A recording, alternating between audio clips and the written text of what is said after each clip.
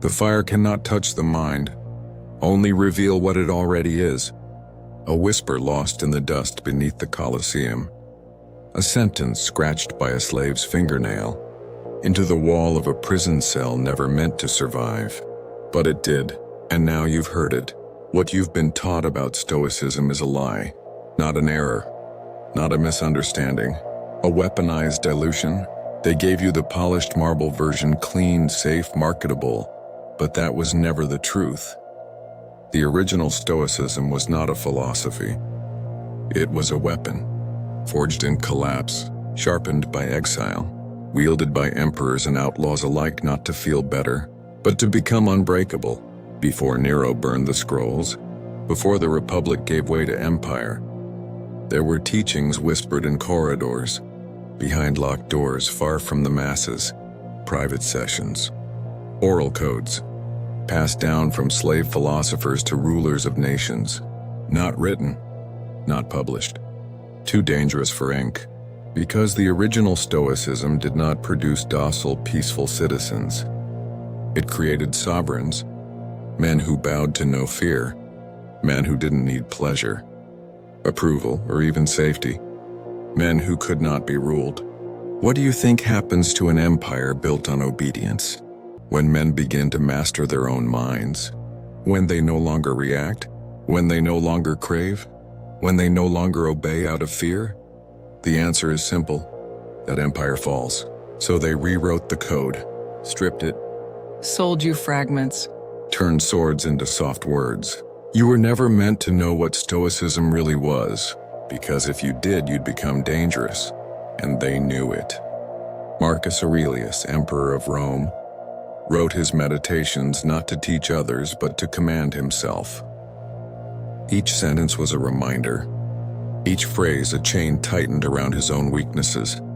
While plague devoured his cities and betrayal infected his senate, he wrote, "If you are distressed by anything external, the pain is not due to the thing itself, but to your estimate of it, and this you have the power to revoke at any moment." That wasn't poetic reflection. It was psychological warfare. The emperor was not calming himself. He was fortifying the walls of his inner citadel, the mental fortress no enemy could enter. This wasn't spiritual escapism. It was battlefield protocol. Stoicism was the software installed into men who would face death without trembling. It was training, repetition, iron discipline of the soul. The Stoics taught control not to dominate others, but to master the only territory that truly belongs to a man, his own perception. Epictetus, once a crippled slave, taught the young elites of Rome not how to debate, but how to remain unbroken under torture. He didn't write books. He forged minds. When he said no man is free who is not master of himself, he wasn't being clever. He was reminding future emperors what freedom really costs. Zeno, the founder, lost everything in a shipwreck, arrived in Athens with nothing, and from ruin, he built the most unflinching mental discipline the world had ever seen. His first lesson: you lose all and remain unmoved. That is where Stoicism begins. You've been sold therapy. The emperors were given training. You were told Stoicism was about peace. They were taught it was about power over the self. Because the man who controls his reactions cannot be provoked. The man who fears nothing cannot be manipulated. And the man who doesn't seek approval cannot be ruled. What survives today is the outer crust, hollow quotes printed on mugs, hashtags paired with sunsets. But the real Stoicism was bone deep. It began at dawn and ended at midnight. It questioned every impulse. It burned out every lie. There was no comfort in it, only clarity. And with clarity came sovereignty. Why did Nero burn the Stoic scrolls? Why exile philosophers? Why fear a man with no army? Because Stoicism taught that loss means nothing, that pain is temporary, that death is inevitable, and therefore nothing external holds power over you. Now imagine ruling a nation of men like that. You couldn't. And they knew it. That's why you've never heard these teachings. That's why they diluted the fire. Why they made it sound soft? Because true Stoicism kills dependency, and systems are built on dependency. Look deeper into Marcus Aurelius's journals, and you'll see something most miss. A system, a daily drill, a relentless return to the code. He wasn't soothing himself. He was sharpening, refining, ruthlessly trimming excess emotion, self-deception, and delusion, preparing to face each day's chaos with surgical precision. He ruled Rome with one hand and restrained his own passions with the other. The real Stoics didn't suppress emotion, they mastered it. Didn't avoid fear, they dissected it.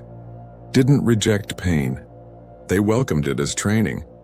They taught that adversity is not the enemy, it is the forge, because nothing strengthens the will like resistance. And the man who sees life as training cannot be broken by it. You've been taught to avoid discomfort. They were taught to hunt it, because they knew only through voluntary hardship does the mind become sovereign. Not sovereign in politics, sovereign in being, the kind of sovereignty that can't be taxed, bought, or enslaved. That is what Stoicism once produced, and that is why it was buried. In the Senate, they feared men trained in Stoic logic, because they could not be bribed. In the temples, they feared men trained in Stoic detachment, because they could not be guilted. In the courts, they feared men trained in Stoic courage, because they would speak truth at any cost. And today, they fear it still. Not openly, but quietly, through dilution, through distraction, through the endless noise designed to keep you from ever hearing the voice within that says, "Was not born to serve. I was not born to react. I was not born to be ruled." That voice is the Stoic fire. It has no master, no leash, no price. It cannot be drugged. It cannot be seduced. It cannot be broken. It is the whisper behind every Marcus sentence. It is the reason Epictetus was feared more than generals. It is the same fire that kept Seneca writing letters from the edge of death, even as his own pupil Nero ordered him to bleed. Because once the Stoic code enters a man, he no longer belongs to the world. He belongs to truth, to discipline, to logos, the divine order of reason that bends all chaos to clarity. And now you feel it too, the ancient code, the forgotten fire, not taught, remembered.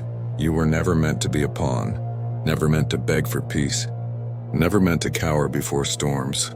You were meant to build the inner citadel, a mind fortress so untouchable that even when the world falls, you remain standing, still, focused, cold, and in that stillness is your return.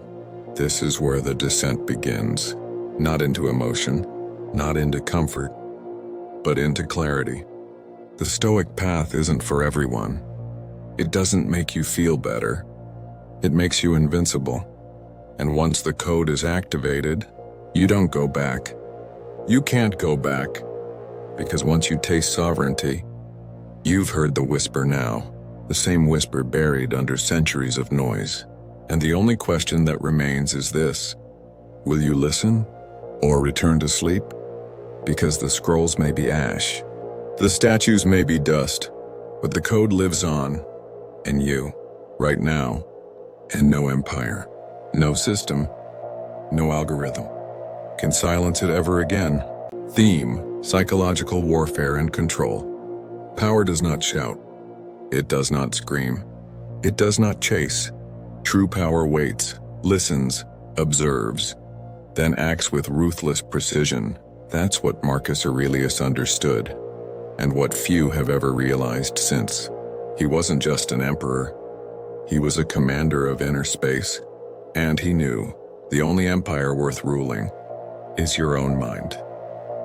While Rome burned with plague and betrayal, Marcus didn't panic. He didn't rage at the chaos.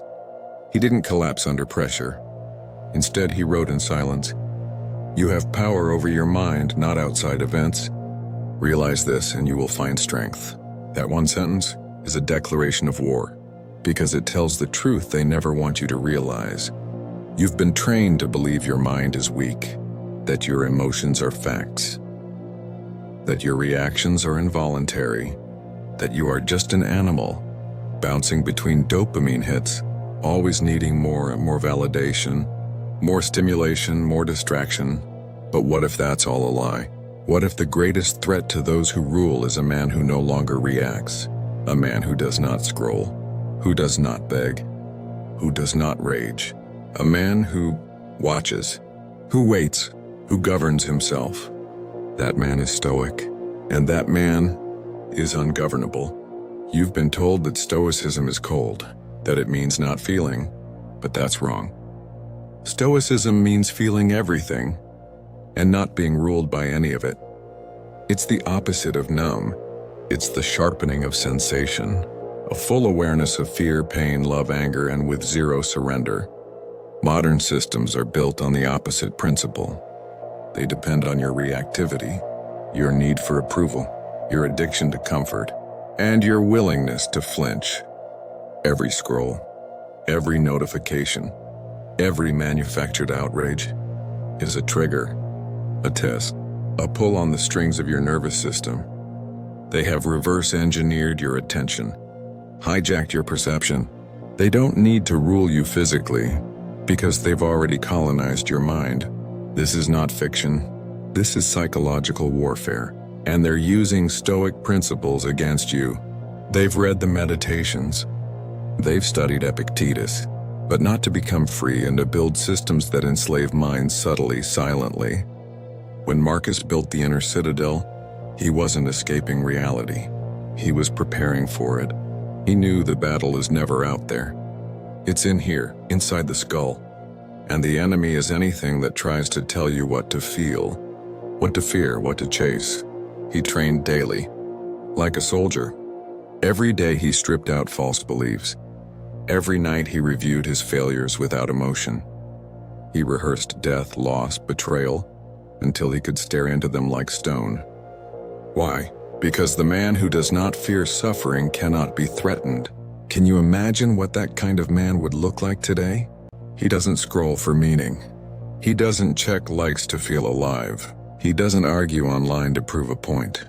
He is a fortress, unshaken by fashion, unaffected by status, unplugged from the machine. And that's exactly what they don't want. So they flood you with weakness. Comfort sold as freedom, outrage sold as morality, addiction sold as connection. But the Stoic sees through all of it. He sees that the enemy no longer wears armor. It wears branding, smiles, and screen time. The enemy says, don't feel pain, escape. Don't face discomfort, scroll. Don't confront death, deny it. Don't think, react. But the Stoic answers with silence, because silence is the first strike. You think silence is passivity. It's not. It's the refusal to be baited. It's the sharpening of the blade. It's the sovereign mind preparing to move on its own terms. This is what Marcus meant by freedom. Not the freedom to do what you want. The freedom to want nothing that can be taken from you. That's why modern culture cannot produce Stoics. Because Stoicism doesn't sell. It doesn't panic. It doesn't perform. It simply is. Still, watchful, cold in the flame, and it terrifies them. Because one Stoic man can awaken 1,000, and 1,000 Stoic men. They cannot be ruled. They are immune to psychological warfare, immune to peer pressure, immune to collapse. Not because they deny reality, but because they master it. And now, you've begun to see it. The edges of the matrix, the fraying illusion, the puppet strings in your own thoughts.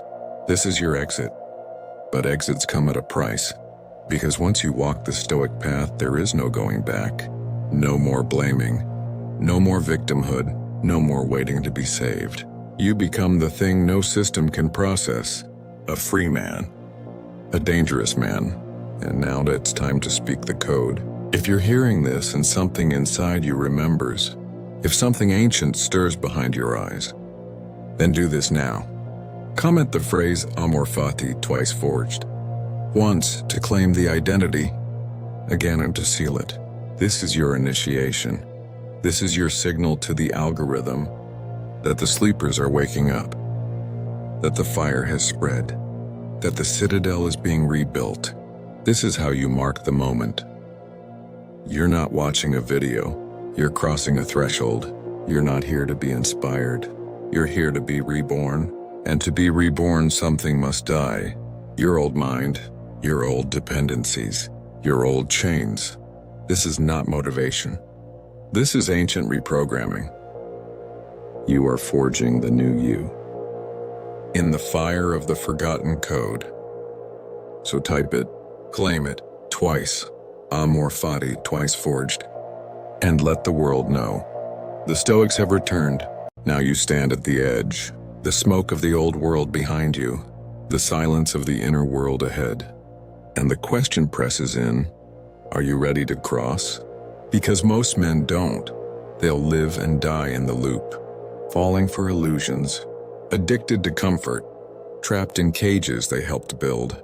They'll call it life. They'll call it freedom. But deep down they'll know they were never sovereign. But you're still here. That means something inside you refuses to kneel, refuses to forget, refuses to be normal. That's the part we're about to forge in fire. This isn't self-help.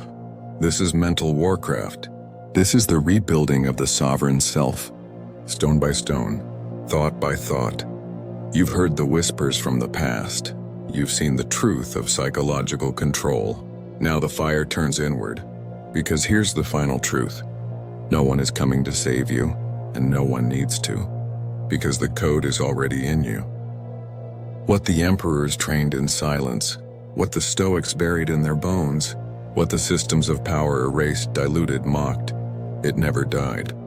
It simply waited for men like you, men willing to burn through illusion, men ready to cut away every false identity, every soft habit, every weakness inherited from a world designed to tame them.